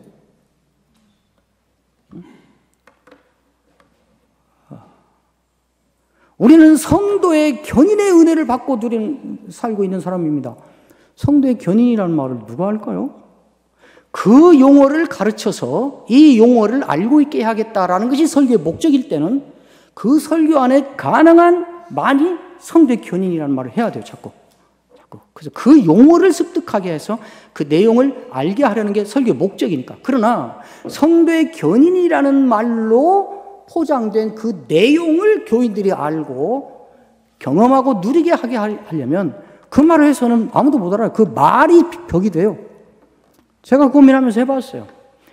누가복음 22장 베드로의 3번 부인하고 후회한 그걸 가지고 했는데, 그 설교가 그 핵심 내용이 어느 관점으로 보면 결국 포기하지 않으시는 예수 그리스도의 은혜 때문에 베드로는 나가서 통곡하고 회개했다. 본문 전체 장치가 거기에 초점이 맞춰져 있어요. 베드로가 아니라.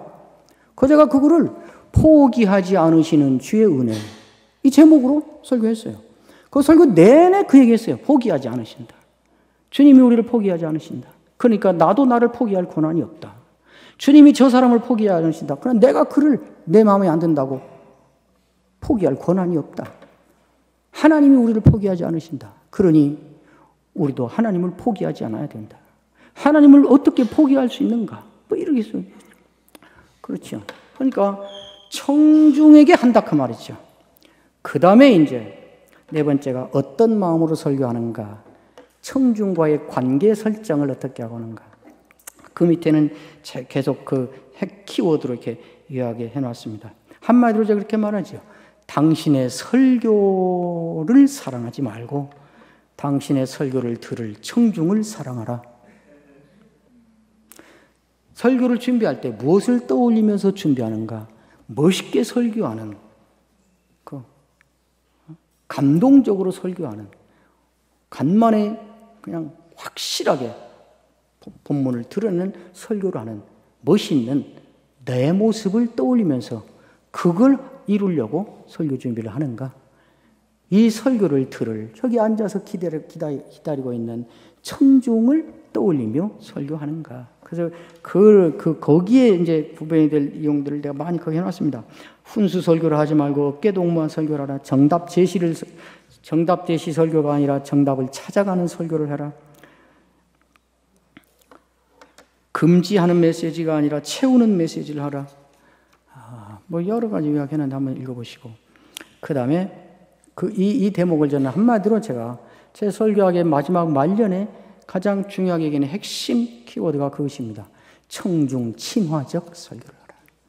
청중 친화적 설교를 위한 본문 해석의 방법, 청중 친화를 위한 설교 스타일의 모습, 청중 친화적 설교를 위한 설교자의 태도 문제, 언어 문제. 그 다음에 마지막이 어떤 말로 설교하는가. 다섯 번째가 강단의 언어입니다. 여러분, 주님은 사랑이시라는 것을 오늘 본문을 통하여 우리가 확인하게 되어지는 것입니다. 말이요, 막걸리요? 주님은 사랑이십니다. 오늘 본문이 그 말씀입니다. 이게 설교의 언어지. 주님은 사랑이시라는 사실을 오늘 본문을 통하여 우리는 확인하게 되어지는 것입니다. 이게 무슨 말이요? 이런 류의 상투어, 습관어, 강단에서만 쓴, 자기도 친구들하고 말할 때는 안 써. 강단에서만 써. 이런 말들이 제가 설교를 들으면서 메모하는 게 이만큼이에요. 주님은 사랑이시며 은혜이시며 포기하지 않으시며 영광스러우시며 자비로우신 우리 주님입니다. 뭐예요? 한 문장 안에 지금 주제가 5개가 있잖아요. 주님은 사랑이십니다. 주님은 은혜로우십니다. 주님은 자비로우십니다. 주님은 긍휼이십니다. 한 문장에 하나씩만 말해야죠. 그런 문제 심각하게 고민해야 됩니다. 여러분들은 아까 말했듯이 설교가 절실하지 않고 매번 해야 되는 거 아니고 하니까 이런 데 관심이 그렇게 많지 않을 거니까 원래도 말 안 하려고 했는데 이렇게 했습니다. 여기까지 하고 제가 이제 마치겠습니다. 이 질문 시간이 있는데 아마 틀림없이 질문 안 할 거예요. 그런데 질문을 미리 보내왔어요. 이게 지금 다시 뜨나요? 예. 예. 질의응답. 여러분의 질문이 이것입니다. 해석학적 원칙과 본문 연구에서 3개 달려있고, 두 번 문화적 간극을 극복하기 위해서 질문이 3개가 붙어있고, 한국적, 세대적 적용에 질문이 3개가 붙어있고, 그 다음에 적용의 균형과 실천. 넌 어떻게 하는데? 이게 묻는 게 마지막 질문이에요. 네가 하는 거 말해봐. 그러면 그렇죠. 이게 한 학기 강의로도 모자랄 만한 매우 중요한 주제들입니다. 아주 본격적으로 작심하고 질문지를 이제 교과서를 한 편 써내라 하는 식으로 하신 것 같은데, 그런데 이 질문을 영역이 다르고 방식이 다르지만 이 모든 질문을 관통하고 있는 공통점이 하나가 있습니다. 이 대목은 내가 꼭 얘기를 해야겠다라고 생각하고 고민하고 길게 쓰고 녹음하고 막 그랬어요.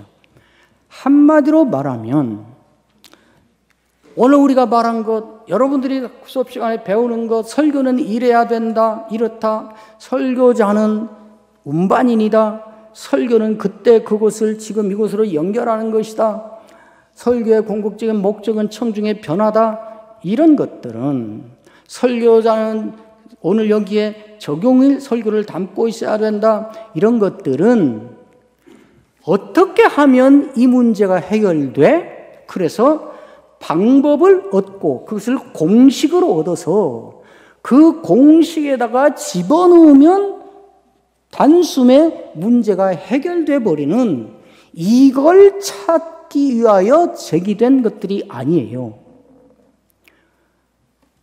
그것에 이런 것을 배우고 이것을 원리로 알고 내가 체득하는 목적, 그리고 이것을 활용해야 되는 나의 그 책임은 무엇인가 하면, 어떻게 하면 이것이 돼?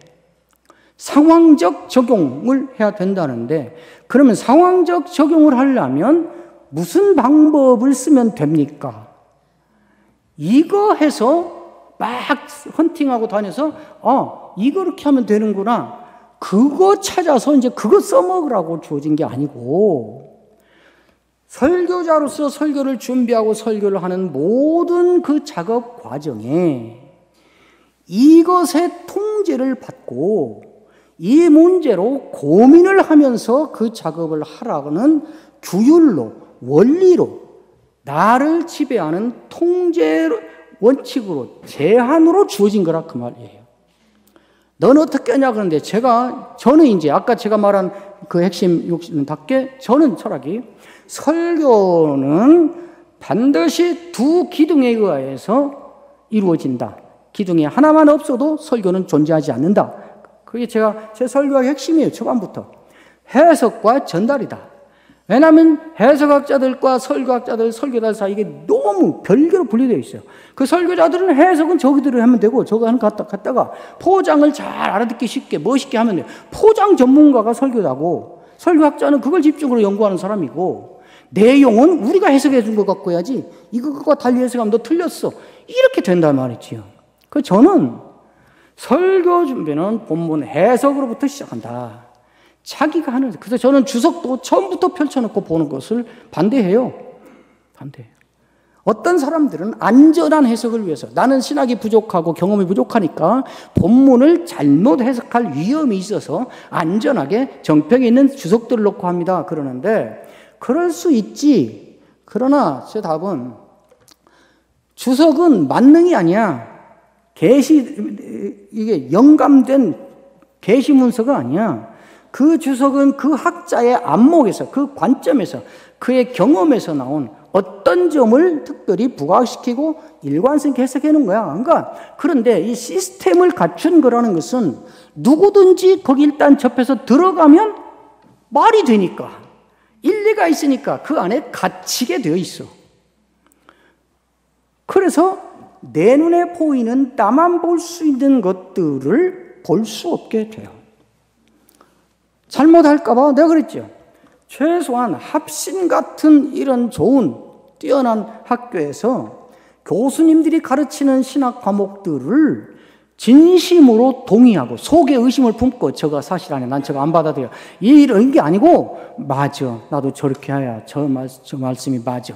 하고 나의 일부로 받아들이면서 그것을 수용하고 그것을 먹었으면 너를 믿어라. 내가 그랬죠.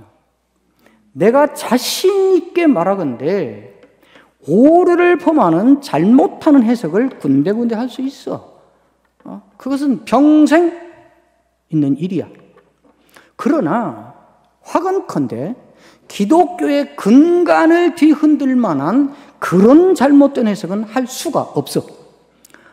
하나님께서 사람을 창조하실 때에 도덕적 양심이라는 것을 넣어줘서 예수를 믿건 말건 인간이면, 인간의 본능을 가졌으면 못된 짓 하려 할 때 저절로 돌아봐. 그리고 찌릿해, 눈치 봐줘. 그거는 도덕적 양심이 본능적으로 작동한 거야. 여러분이 성경을 펴놓고 어떤 목적으로 이 말씀 참 잘 됐다. 나 늘 괴롭히는 그거 한번 들으라고 해야지. 랄지. 이 설교하면 교인들 은혜 받고 헌금이 늘겠다. 랄지. 이런 불순한 의도를 갖고 의도적으로 본문을 잘못 해석하려고 하고 편해 보이는 쪽으로 하려고 하면 늘 신학적 양심이라는, 사람을 창조할 때 하나님께서 도덕적 양심을 만들어 넣어주고 부모가 될 때 부성애, 모성애라는 것을 본능적으로 만들어 넣어주듯이 신학자가 되기 위하여 신학을 공부할 때 하나님은 신학적 양심이라는 것이 우리에게 생기게 해요. 그러니까 어느 학교처럼 신학과 신앙은 별개다. 신학은 얼마든지 자유롭게, 신앙은 보수적으로 하는 이따의 말들을 저는 완전히 사기라고 생각하는 거예요. 그럴 수가 없어요. 그래서 그런 의도를 하려고 하면 속에서 나도 모르게 고개를 쳐들어요. 아무리 효과 있어 보이도 이 말씀 그렇게까지 해도 되나? 그건 좀 너무한 거 아니야? 자기도 모르게 들어요. 그 생각이 들면 아차 하고 멈춰 서서 다시 점검을 해라. 그러지 않으면 오늘 주석에도 없다. 거기 틀렸다. 아니? 그건 주석학자가 못 본 거고. 주석에 봤더니 이 나의 해석이 있긴 있는데 한 4번째쯤 있고 가장 보편적인 해석은 1번이라 그런다. 그러면 나는 4번인데 어떻게 해야 돼? 4번 해라. 왜냐? 그거는 이 본문을 객관적으로 추이하고 보면 이것인데 우리 교회 교인들 이 상황을 등에 업고 볼 때 이 상황에 이 본문 말씀을 이렇게 하는 것이 절대신학적으로 잘못된 것이 아닌데 다수가 취하는 입장은 아니다. 더 보편적으로 하면 1번이 더 맞다. 이렇게 보는 정도의 차이라면 4번을 해라. 왜? 설교는 다분히 상황의 산물이다. 만약 오늘 설교가 마지막이고 이 본문 설교로 나는 이제 끝이다. 그러면 나는 1번을 갖고 하겠어. 나는 목회를 하는 사람이야. 이 본문으로 이렇게 하고 다음에 또 1번으로 하면 돼. 해놓고 나중에 봤더니 좀 해석이 틀렸어. 그러면 그때 가서 언젠가 제가 설교할 때 이 본문을 이렇게 해석해서 했는데 나중에 보니까 잘못됐더라고요. 그리고 고치면 돼. 또 고칠 필요가 없어. 왜냐하면 교인들은 그 설교 듣고 숙도 끝나고 문 나가면서 다 잊어버려.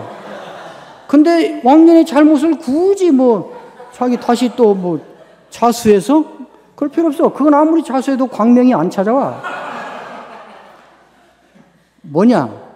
내가 이 현실을 이해하고 내가 가진 신학체계 안에서 내 눈에 보인 이들에게 정말 so what에 대한 답을 줄 만한 그 메시지를 만들어서 하라 그것이죠. 주석을 나중에 이게 맞나라고 점검해 볼 필요가 있어요. 주석도 여러 종류가 있는데 그 종류별로 이렇게 있으면 특색별로 있으면 있구나 됐어. 없으면 없는데 해석학적으로나 신학적으로나 제가 끌릴 게 없어. 그러면 하는 것이에요. 제가 이거 학교에 있을 때 우리 성경 신학 교수님 한 분이 총장실에서 저하고 차를 마시다가 한 번 그런 얘기 하더라고요. 만나면 늘 커피 마시면서 성경 얘기하고 현실 내용에서 어디 성경으로 가서 또 얘기하고 하니까 총장님이 성경 본문을 자주 얘기하고 이렇게 많이 하시는데 가만히 들어보면 그 중에 거의 어느 것도 주석이 안 나오는 말들입니다. 그래요. 그래서 그 다음 말이 제가 당당하게 이 말을 하게 하는 거예요. 그런데 가만히 듣고 보면 그 해석이 딱 맞아요. 그래요. 그러니까 주석에 있어야 맞는 거야. 주석에 영감된 계시의 문서 아니라니까요. 그 사람에게 보인 거예요. 그리고 주석에 오는 건 쓸데없는 말, 자기 과시하려고 한 말들이 너무 많아요. WBC 그 주석 스가랴서인가 그 서문에 보면 그 주석가가 그 불평을 엄하게 해놨어요. 주석의 절대 독자는 구매자는 설교자들인데 설교자들은 가난한데 그 이렇게 많이 필요 없는데 자기가 하고 싶은 온갖 말을 다 담아가지고 책값만 올리고 이게 무슨 짓이냐 이렇게 써놓은 거. 마지막에 이제 너는 어떻게 하냐 근데 이 연락에서 이 말을 하려고 그런 것이에요. 저는 늘 설교는 두 기둥이어야 한다. 해석과 전달. 해석은 설교의 정당성을 확보하고 청중을 하여 전달된 청중에 와닿는 설교는 설교의 적실성을 확보한다.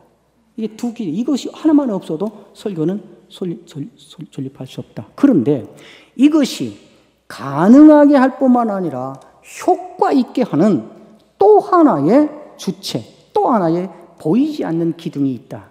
그것이 성령이다. 그래서 설교는 결국 설교자가 향하는 설교와 해석과 전달, 그리고 이 전체를 통괄하고 가능하게 할 뿐만 아니라 효과 있게 하는 능력을 부여하는 자로 성령, 이 세 기둥에 의하여 설교는 가능하게 되고 효과 있게 되고 지속되게 된다. 그러니까 설교자는 늘 해석의 대상인 본문, 전달의 대상인 청중, 이것의 원동력자, 주체인 성령, 이 셋과 늘 친하게 지내야 된다. 그래서 저는 이제 설교는 본문에 근거하고 청중을 향해 가는 것이어야 된다.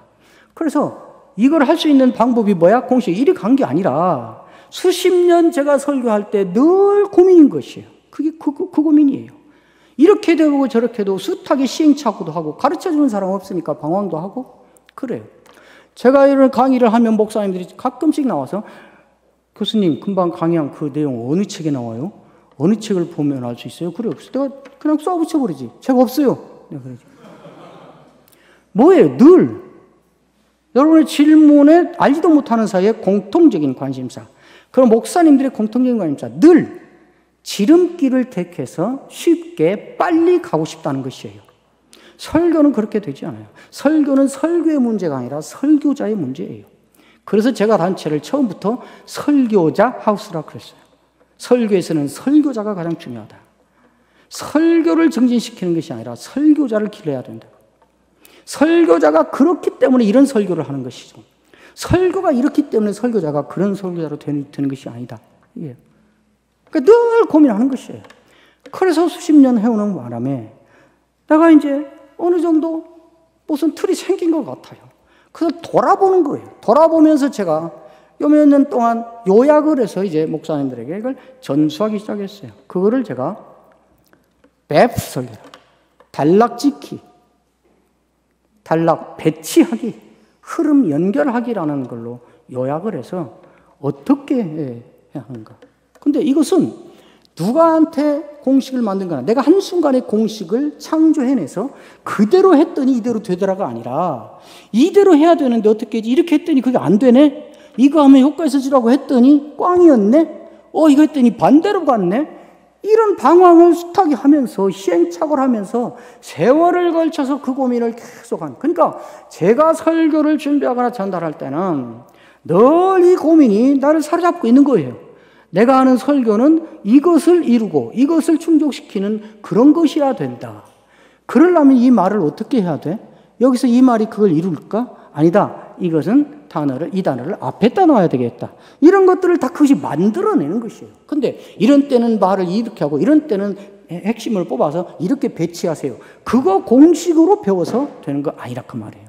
그래서 제가 질문을 이렇게 해줘서 너무 고맙고 감사하고 아까 말했듯이 설교에 대한 관심을 가져주셔서 너무 기특하고 고맙고 또 기대를 갖게 되는데 잘 하신 일입니다. 앞으로는 여러분의 설교가 여러분의 목회의 관건이 될 것이고 그 설교를 맨날 해오던 설교 이런 거니까가 아니라 이제 정말 자기를 혁신한 프로 설교자로서 이 알곡들이 행복해하는 환영하는 그런 설교를 해야 될 것이라 생각합니다. 질문을 제가 각 질문에 대한 답을 또 이렇게 빨간색으로 길게 다 타이핑을 해왔지만은 뭐 그게 그 말이고 들어도 뭐 이렇게 나가면서 잊어버릴 것들이고 근데 중요한 이야기를 저는 하겠다고 시간을 좀 먹여가면서 이렇게 했습니다. 굳이 여러분들이 설교자로 이렇게 자라가는데 훈련받고 갖추어가는데 이 학교에서 보내는 3년이 참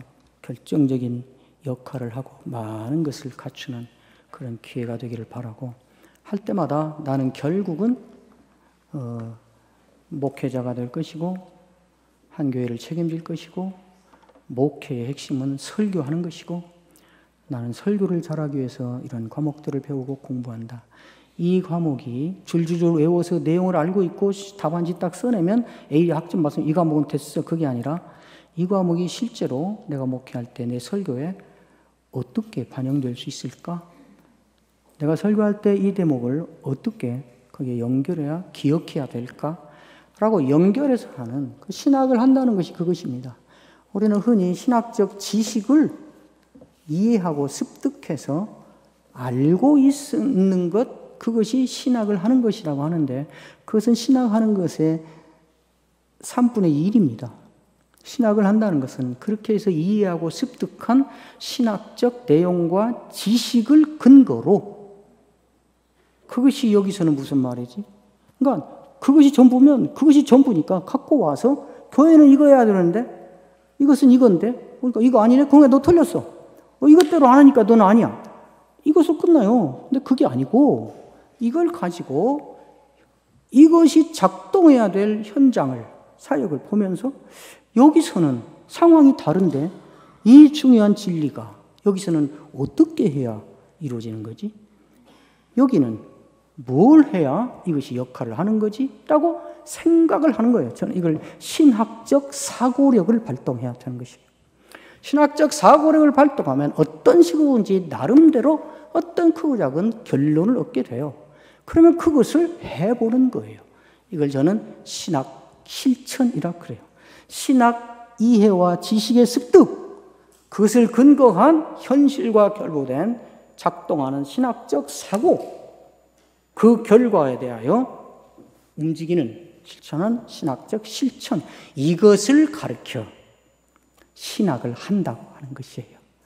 그러니까 신학을 제대로 하시기를 바랍니다. 내가 처음에 그랬죠. 썰을 풀면서 평생을 먹고 산 사람이라고. 예, 제가 저보고 기도하라 그랬는데 뭐 그 기도가 그 기도고 기도 안 할래요. 시간 전략이라도 하고 그냥 늘 기도하는데 뭐 강의를 여러분 점심시간을 뺏은 것 같아서 너무 죄송한데 합신의 교수까지 한 사람 맞아 하는 눈초리라 기도할게요. 하나님 감사합니다. 중요한 대전환의 기회를 우리 앞에 펼쳐놓으시는 하나님의 손길을 보게 하시고 그 역사를 이어갈 중요한 역할을 역사의 당사자가 되어 감당하라고 우리를 도전하시고 일깨우시고 부르시는 줄로 믿고 그에 부응할 준비를 철저하게 하는 시대의 흐름과 풍조를 모든 고난과 위험을 무릅쓰고라도 거스르면서라도 하나님의 부르심의 역할을 감당하는 것을 은혜로 알고 명예로 알고 자랑과 영광으로 알고 그 길을 가서 새판 짜기를 시도하시는 하나님의 역사 진행에 영광스럽게 동참하는 그러한 교회의 지도자로 목회자로 이 학교에서 잘 갖추어져 나아가게 하여 주옵소서. 예수님의 이름으로 기도하옵나이다. 아멘.